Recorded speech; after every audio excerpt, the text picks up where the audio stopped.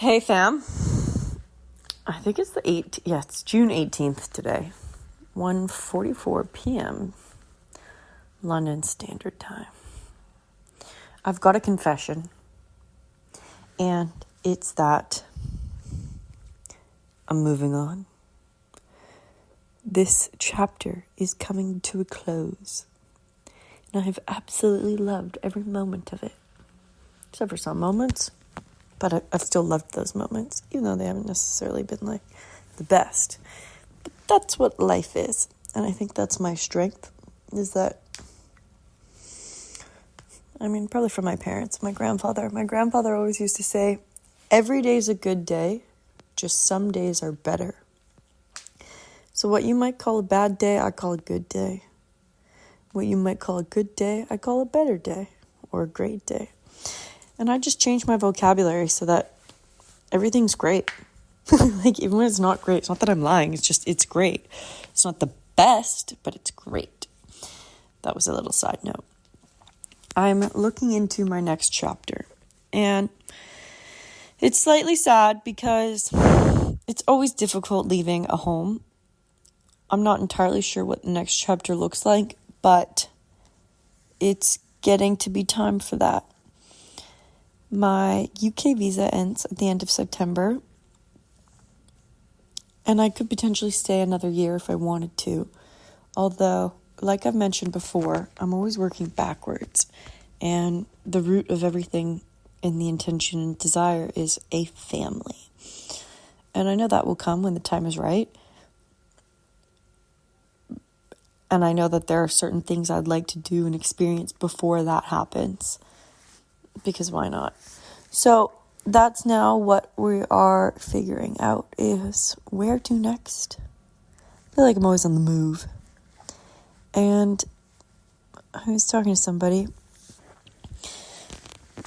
and I think the difference between me and maybe somebody considering making a move is, for me, it doesn't seem like an option.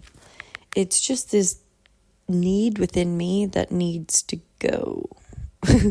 It needs to experience all that life has to offer. Not all, because, I don't really want to experience certain things. But I want to experience a lot of great things. And that requires change and movement. And change is not always easy. It's rarely ever easy. But it's usually always rewarding. Coming to London has been an absolutely extraordinary experience. I've met so many incredible people, and I'm not gone yet. I've got a couple more months, although it might be cut a bit short just because my grandmother's unwell, so I will likely be going home to see her before she moves on. And I would like to spend that last little bit of time with her, and I want her to know that her family loves her, and we will travel from ends of the earth to be with her. So I want to do that before she actually goes. So the summer that I thought I would spend in London may not be happening, and that is okay. You just go with the flow. There's pros and cons to it all. Nothing's really a con, though. Everything's what you make it. Fortunately, I'm quite positive. I'm not always positive, though. This morning I kind of woke up feeling like, not great. And then, what is the antidote? Fitness. Train. Just train all the time, because it always makes you feel better. And life's bittersweet, and it's so, so beautiful. So I think what people don't talk about is like the behind the scenes of leaving. It's difficult. And I think that's the hardest part. I was talking to my mom. The hardest part is before you go. It's wrapping up your life. When you get somewhere new, it's so exciting and thrilling. And yeah, you've got stuff to figure out. And it's not easy at the beginning, but it's so rewarding. I can't imagine if I didn't come to London. I wouldn't be miserable in Vancouver, but I can't imagine just not having this chapter. It's so great, but it definitely was not easy.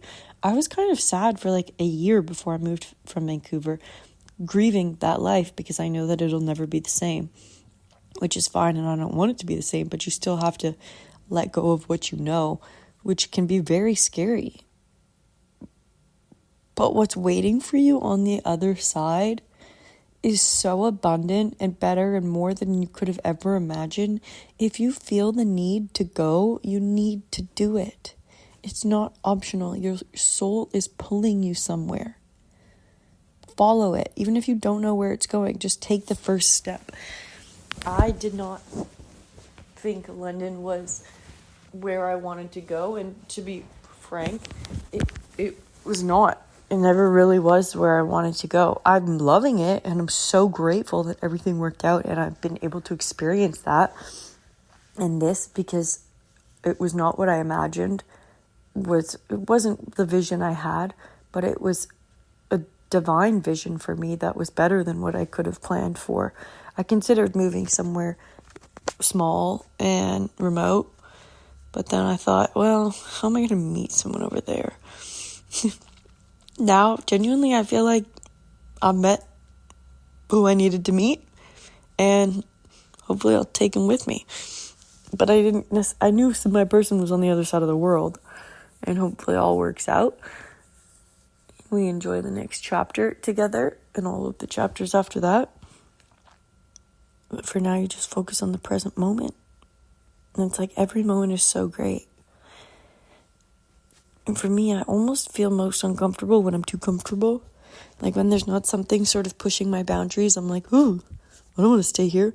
Like I got to be on the move. I got to be doing something different to keep expanding myself. I'm really, truly addicted to personal growth.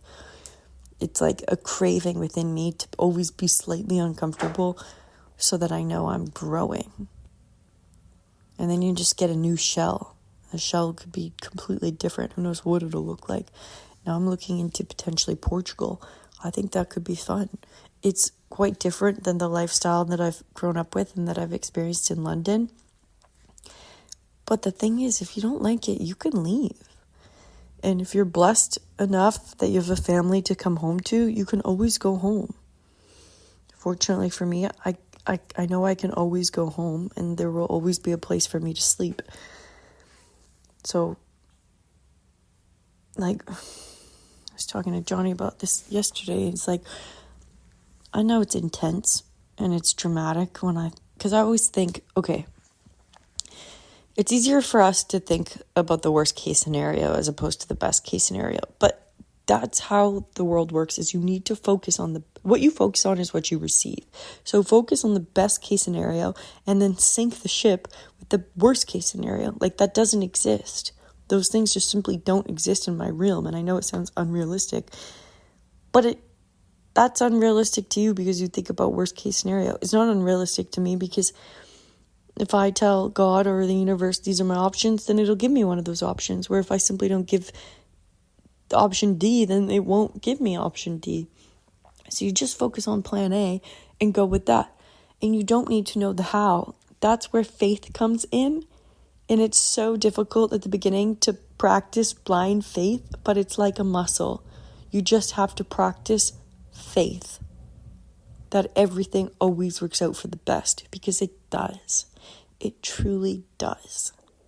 Like everything. You just have to believe that, because you are what you believe. Your whole life is curated around your beliefs. So I believe that the next chapter is going to be great. This chapter was great. Everything's great. You don't have to know the how. You just have to know what it looks like. And then eventually, the route will present itself. But my mom always shows it as chopping down trees, like making a path. Well, you can't see the path because you're just chopping down the trees to make the path. It's impossible to see it because the path isn't there. You're making the path. So don't worry about seeing 100 meters, 500, couple kilometers down the road, because it doesn't exist yet. You're making your own life path. I do think the universe kind of has a game plan for you. You know, there's a bit of free will, but then I also think there's like fate, where it does feel like fate that I ended up in London, because it's been so great, and I've grown so much, and I've learned so much, and I've met incredible people, and I met such a lovely man. Now I'm like, cool, okay, came what I needed to come for, come for, apparently. Didn't know that's what I was coming for, but here I am. Met someone lovely. And now I'm taking him to the next chapter. So you just trust the process. Have your vision, but then also blur the lines a little bit. Like, allow space for God, the divine, to play in your vision as well. Be a co-creator with your life. It's quite easy that way. How I visualize it is lily pads. I see life as I'm walking on lily pads. And you can't necessarily see all the lily pads in front of you because they haven't come up yet. But each step you take, the next lily pad presents itself. But then also, if you stand on one lily pad for too long, it'll start to sink. So you need to keep moving forward and not look back, because those lily pads are gone. Just have faith. I know it's really easy to say, and it's very difficult to practice. I said to my mom, I am the example. Like, I genuinely am. Didn't come to London with much, didn't have a plan. The universe just presented all these incredible opportunities for me, and all I had to do is say yes. And it's been great. And I've grown so much. I've had so much space to heal from grief. It's been very interesting. What I thought I had been grieving before, it was a form of grief. And now I feel like I've done like deep layers of grief, healing from it. And my grandmother being unwell definitely triggers some past experiences that I realized I didn't necessarily experience in the moment. But that's because I realized that you're coping. You need to sort of distance yourself subconsciously, at least, in order to handle the task at hand or deal with it. And then after, like yesterday morning, I was so sad and just like kind of in shock, but not in shock, but like really feeling everything. And Johnny was like, I guess because now you have the space to feel it. Because I said when I was at the hospital, or like clearing out their storage unit, I didn't process any of it because I couldn't, because then I wouldn't be able to do anything. So it's like you process the things when they're meant to be processed. And now I've had so much space to myself this past 1.5, 2 years, that I've done so much healing. Now I feel like a butterfly gonna float away to the sunshine. So that's the game plan. As of today, every day is different. What's something about me is you just never know. I'm all over the map, quite literally hopping all over the map. But that's just because I want to experience it all while I can. Sense of urgency to live. Yeah, okay, be responsible. Think about your financial security. That's good too. But like, you'll be fine. Oh, that was what I was trying to say before. If you think about the worst case scenario, what I always ask myself is, did anyone die? No? Okay. Is anyone severely ill? No? Well, that's really not that bad. Or, if you ask yourself that and go, the answer is yes, somebody did die. It's also kind of like, okay, well, you'll get over it. You might not, I don't know about getting over it, but you'll heal from it. It'll get better. The reality of life is it's really not that bad. Like, what's the worst case scenario? You die? Well, then you're in bliss. That's just not very nice to the other people that are still alive, that'll miss you. It's worse for them. But the reality of most situations and scenarios is it's still all pretty good. The world is beautiful. Look outside. I'm looking at this tree right now. It is so lush. The green, the bark, delicious. The bricks, the sun is shining, so it's beautiful. But even if it was raining, I would still find beauty in it. You get what you're looking for. So look for the beauty in life. Wow, this is so inspiring of me. So beautiful. That's it. Keep walking on, lily pads. Just have faith that everything is always working out for the best. And then ask for it to be better than you could have imagined. Guarantee it will provide. The universe provides, and it is abundant of resources. Even time, if you want it to be. Say it's our limited resource, but I play around with that in my mind. Because what is it really? You know? It's a concept. So yeah, that's why I feel like I belong on a beach now. Doing some meditations and yoga and journaling and wellness retreats. That's sort of the next game plan.